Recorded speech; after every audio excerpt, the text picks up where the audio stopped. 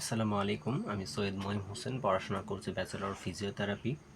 তো আজকে আমরা জীববিজ্ঞানের আরেকটি ইম্পর্ট্যান্ট টপিক নিয়ে কথা বলবো, যেটার নাম হচ্ছে স্ট্রোক। স্ট্রোক হচ্ছে জীববিজ্ঞানের অন্যতম একটা ইম্পর্ট্যান্ট টপিক, যেখান থেকে প্রতি বছরেই একটা এমসিকিউ এসে থাকে। এসএসসি বলো, এইচএসসি কিংবা অ্যাডমিশনের ক্ষেত্রে আসতেই পারে। হ্যাঁ, তো এই টপিকটা মূলত এসএসসির জন্য যেরকম ইম্পর্টেন্ট, এইচএসসির জন্য সেরকম ইম্পর্টেন্ট, কিংবা অ্যাডমিশনের জন্য কিন্তু সেরকম ইম্পর্টেন্ট। কিন্তু কিন্তু প্রবলেমটা হয় ভাইয়া, যখন আমরা স্ট্রোকের কারণগুলো পড়তে যাই তখন সেগুলো অনেক অনেক কারণ আমাদের মনে থাকে না, যার কারণে জীববিজ্ঞানে অনেক জিনিস আমাদের ট্রিক্সের মাধ্যমে মনে রাখতে হয়।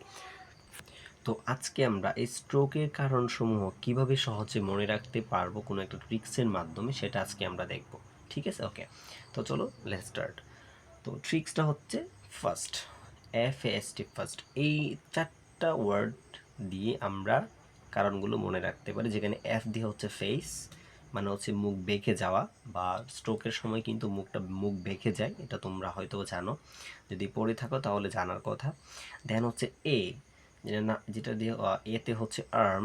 হ্যাঁ, যেটা এটা দিয়ে আমরা মনে রাখতে পারি যে এক হাত এবং পা হচ্ছে প্যারালাইজড হয়ে যায়, মানে যেটাকে আমরা যদি খাঁটি বাংলা যদি বলি অবশ হয়ে যাওয়া। হ্যাঁ, যে মানে মনে হয় যে আমি শক্তি পাচ্ছি না, এরকম মনে হয় আর কি। ওকে, তো এটাকে বলা হয় প্যারালাইজড আর কি, যেটাকে আমরা বাংলায় বলি অবশ হয়ে যাওয়া, অর্থাৎ কোনো রকম শক্তি বা এনার্জি না পাওয়া। ওকে, স্পিচ। এসটা হচ্ছে স্পিচ। স্পিচ মানে কি ভাইয়া? কোনো একটা বক্তৃতা বা কোনো কিছু প্রকাশ করা। তো এটা হচ্ছে কথা বলতে সমস্যা হয়, স্পিচ মানে বলা, তো কথা বলতে সমস্যা হওয়া। দেন হচ্ছে টিতে হচ্ছে টাইম।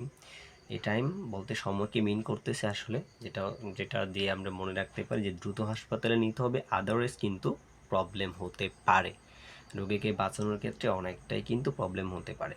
তো আশা করি তোমরা এখন এই ভিডিওটা দেখার পর থেকে স্ট্রোকের কারণসমূহ ইজিলি মনে রাখতে পারবা, আর কোনো রকম প্রবলেম হবে না। আর কি কি টপিকের উপরে তোমাদের ভিডিও লাগবে ভাইয়াকে জানাবা।